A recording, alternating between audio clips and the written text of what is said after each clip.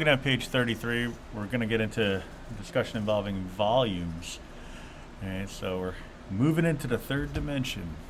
All right, so but before we get to that, we'll tackle a quick problem involving area that we're going to use to kind of build off of. All right, write an integral that can be used to find the area of the region bounded by y equals e to the negative x, the axes, and the line x equals 3. So e to the negative x, take a look. Get rid of this stuff from a couple problems ago, maybe last problem, who knows. All right, so e to the negative x equals 3, so we'll just keep that in mind. I'll do a quick zoom 6. All right, so decreasing function. As far as the window is concerned, I don't need any negative stuff, so let me go negative 0.1. Go out to like 5. Same deal here, negative 0.1. Go up to 5. Graph that bad boy. Let's see. Maybe go up to 2.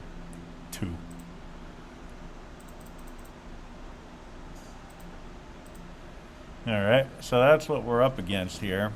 And so all we're asked to do is find the integral that could be used to find the area over this interval. So I'm just going to draw a very quick sketch.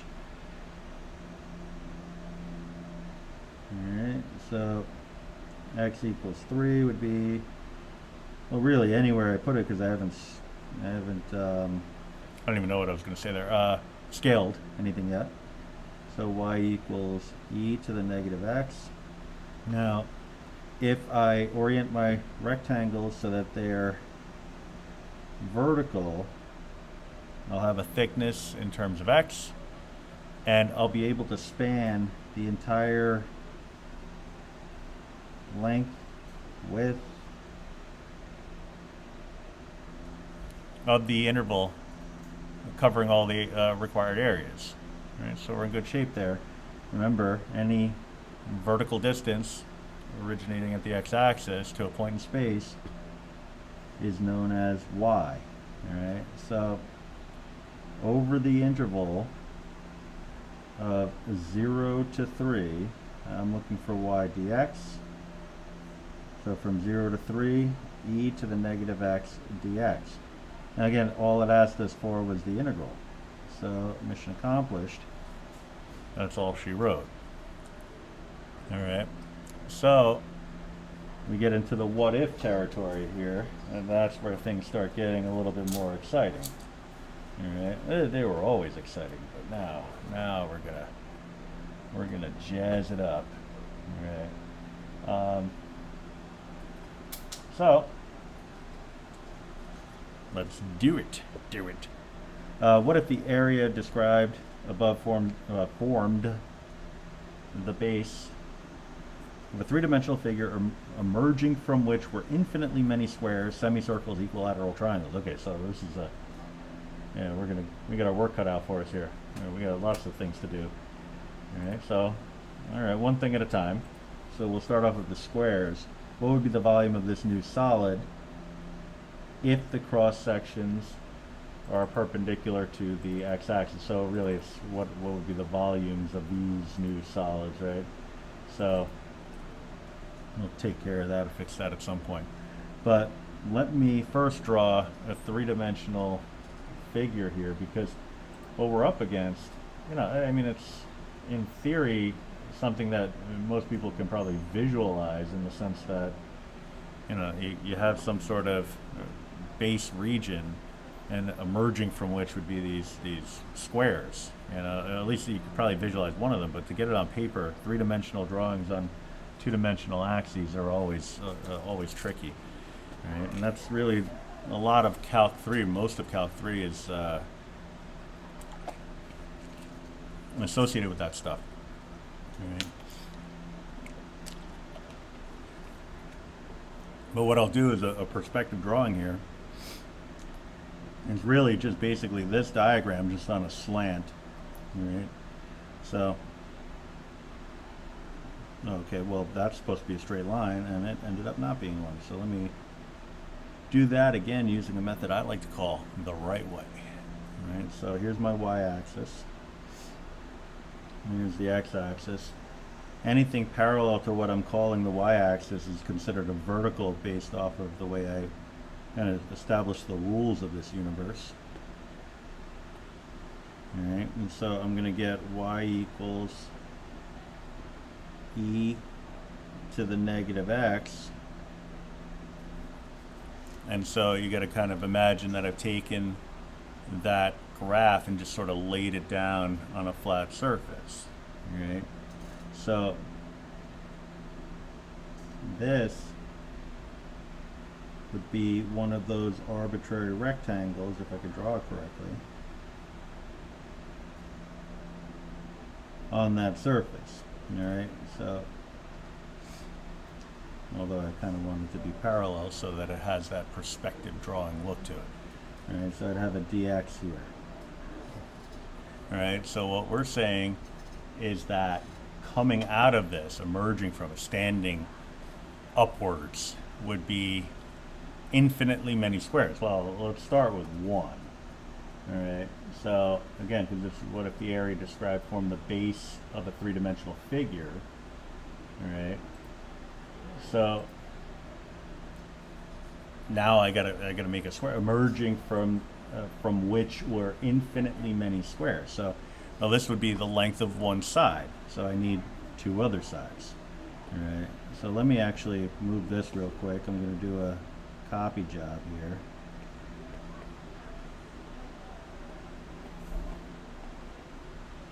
Bring this stuff back in.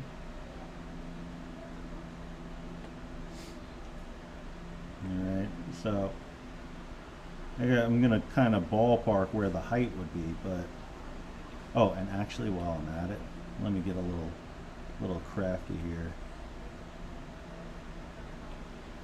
I'm going to save this for later.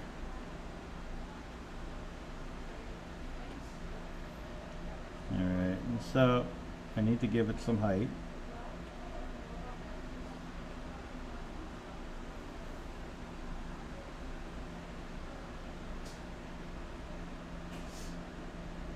And so here's my square. At least a reasonable facsimile of a square. That's the idea anyway. All right, so we have the thickness, and obviously it's not a square because it's a three-dimensional figure, but the face of it is a square. All right, so what I need to do is come up with the volume. Well, we know volume is length times width times height. All right, that's, like nothing fancy there. Volume is length times width times height. Well, we have the thickness, we're good there, we just need two other dimensions. So this dimension here corresponds to the length of one of the sides, one of the vertical sides of the rectangle that we used to find the area. All right, so we knew that that was y, but also by definition, any distance from the x-axis to a point in space in an orthogonal or perpendicular fashion is going to be known as y. You have a coordinate in space, x comma y. The y part is the distance from the x-axis. The x part is the distance from the y-axis. All right, so we know that this is y. Well, we also know that a square, in a square, all four sides are congruent to one another. So this side and this side and this side are all going to be equal in measure. All right, so I have length, width, and height. I just need to bound this. All right, but let's just do one thing at a time. So the volume of one, I'll call it a square solid.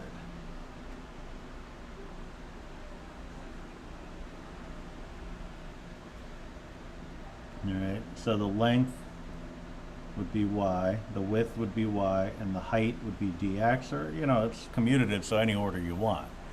All right, the important feature here is, or one of the many important features is dx. All right, so the infinitesimal changes in terms of x, which is telling me that the interval over which I'm going to be integrating all of these different square solids is going to have to be in terms of x. Well, we know from the earlier example that it was bounded between the y-axis, which is x is equal to 0, and the line x equals 3. All right, so going from 0 to 3, I can find the volume, which is going to be y squared times dx. So what is y? Well, y is given. Y is e to the negative x. So over the interval of 0 to 3, we have e to the negative x squared dx. All right, so they're asking us what would be the volume of this new solid. 0 to 3, e to the negative 2x dx is the thing that we need to integrate. All right, and again, we're operating under the assumption that this is an application, so there's no need to do it by hand. You're welcome to do it by hand if you like, but I'm not going to force that to be an issue.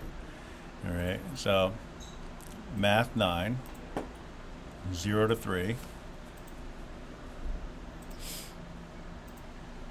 e to the negative 2x dx. So we're looking at about 0.4988. Now I don't want to over round it, because I suppose you round it to the nearest tenth, it'd be 0.5, but I don't want anybody walking away thinking that it was a clean even 1/2. So we're going to say approximately 0.4988 units. It's volume, so units cubed. And that would be it. So it's really not that bad once you come up with the figure. And when I say figure, I mean it's a single figure, in this case the square solid, that coupled with the infinitely many other square solids and their corresponding volumes, put it together, you get the volume of the three-dimensional figure over the interval of 0 to 3. All right, so now what we have to do is really the same thing, same setup, just with semicircles. All right. That's not my lasso. Copy. Alright, so let me just bring this up here. I'm going to take this, bring it down here, because I'll need that for the equilateral triangles in a minute. Alright, so still it's a measure of volume, but this time, it's not rectangular. So we're talking about the volume of a semicircular solid. Alright, so volume of one semicircular solid. Alright, well, the volume of really anything is going to be associated with the area of one facet multiplied by the height, assuming it's uniform. Alright, so now if it's some irregular figure, then you get into things like the water displacement method and stuff like that. But we're talking about geometric figures. You find the area of one facet and multiply it by the height, depth, whatever. Then you have your volume. So if we want a semicircular solid, we would be finding the area of a semicircle and multiplying it by the depth or the height. I'll say depth or thickness. All right, but let me get into the drawing part first. All right, so oh yeah, that's just awful. Let me do it this way.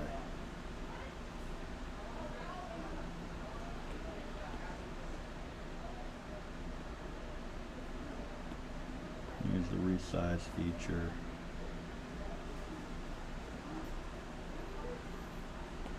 Gonna kind of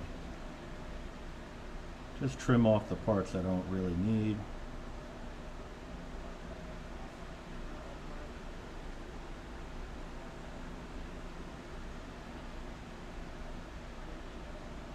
A little bit more on this end. Oh, not that much. gonna pop, yeah. But I think I can just kind of sketch it in.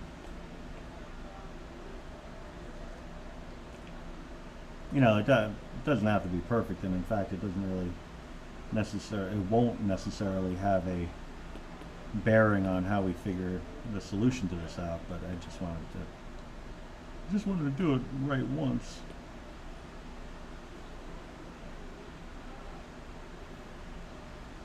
Something like that is really what I was going for.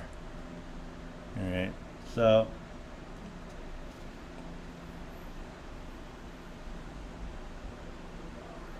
let's kind of trace over it a little bit. So this is the figure that we're working with generally. You know, it looks more elliptical than circular, but that's the idea. It's going to be some sort of semicircle. Now, this would be the center, and this would be my radius. All right. It could be the radius going the other way too, but it appears as though whatever the distance is from the x-axis to the point in space, if I can get my squiggly brackets looking good here, that's going to be y if it goes up to the curve itself. Chop that in half, and you have your radius. R is going to be equal to 1/2 of y. All right. So the area of the semicircle, which is pi r squared, that's full circle divided by 2, pi times 1/2 y quantity squared divided by 2,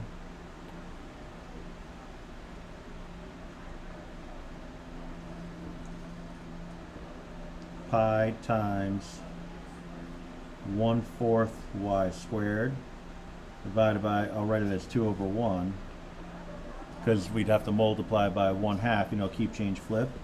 So we're talking 1/8 pi, so pi over 8 y squared. So that's the area of the semicircle.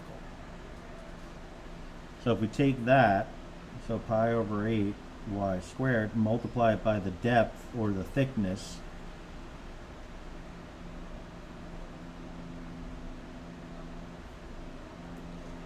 which in this case is dx, then we'll have the volume of one semicircular solid. All right, still over the same interval, going from 0 to 3.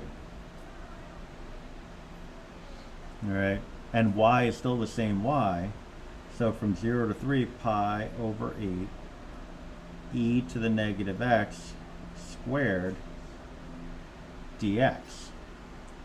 Now I'm just kind of comparing that to what we had before, and it's really just only a constant multiple away from being the same thing.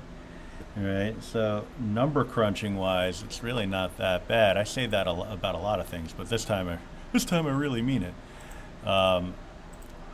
Yeah, it's just a matter of multiplying the whole thing by a pi over 8.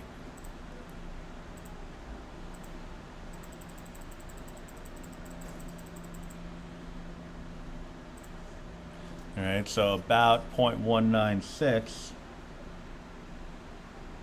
Well, I went 4 decimals last time, so I'll go 4 decimals this time. So 1959 cubic units. All right, and so that's pretty good.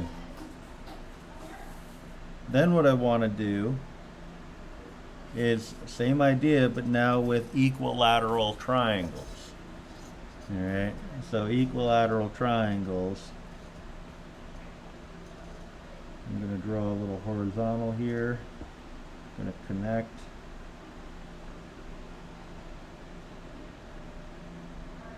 It's probably going to be a little taller than this, but this is really all I got.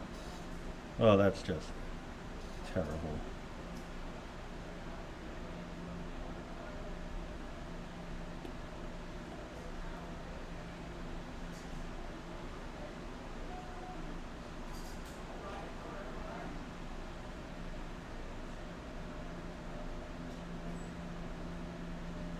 Alright. Kinda. Alright, so we know that the area of a triangle is half the base times the height. So the volume of one equilateral triangular solid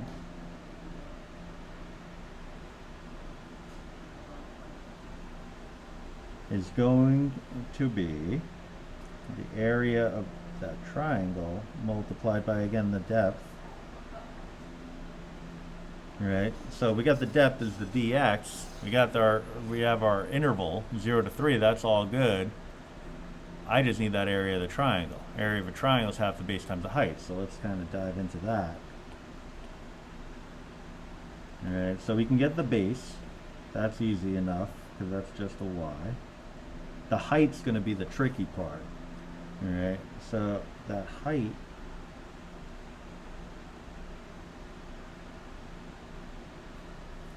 they didn't give us that information, so we got to figure it out. All right, so let me grab that triangle, the one I just marked up, and just kind of pull it off on the side here. We're looking for this height, which I'll call h. The length of each of these pieces in an equilateral triangle, the altitude, which is that line, the dotted line that I just drew, intersects the base, forming forming a right angle, but also it bisects the base. So that y can be split into a 1/2 y. All right. We also know, because it's equilateral, that all three sides are congruent. So if the whole base, even though it doesn't look it, is y, then the other two sides are also y. All right, so if I'm solving for h here, I could say h squared, so I'm going to use Pythagorean Theorem. H squared plus 1/2 y squared is equal to y squared. H squared plus 1/4 y squared is equal to y squared. H squared is equal to 1 minus a quarter, dollar minus a quarter is 75 cents, so 3/4 y squared. So h is going to be equal to radical 3 over 2 y. I can ditch any negatives here because we're talking about a geometric height. So it kind of definitely makes sense to ditch any negatives. Because we're not talking about direction, we're just talking about the absolute measure. All right, so we have the height. So again, area of a triangle, half, let me thicken that up, half the base times the height is going to be 1/2 of y times radical 3 over 2y times the dx, which represents the depth. All right, so we're talking radical 3 over 4 y squared dx over the interval of 0 to 3. All right, again, that y is e to the negative x, so radical 3 over 4 e to the negative x squared dx over the interval of 0 to 3 is what we're after here. All right, computationally, it's going to boil down the same way as the previous one, except now I'm going to have, instead of a pi over 8, I'm going to have a radical 3 over 4.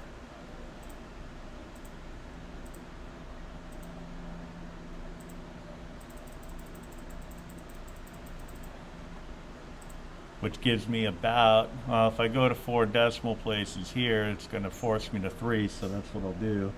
Approximately 0.216 units cubed.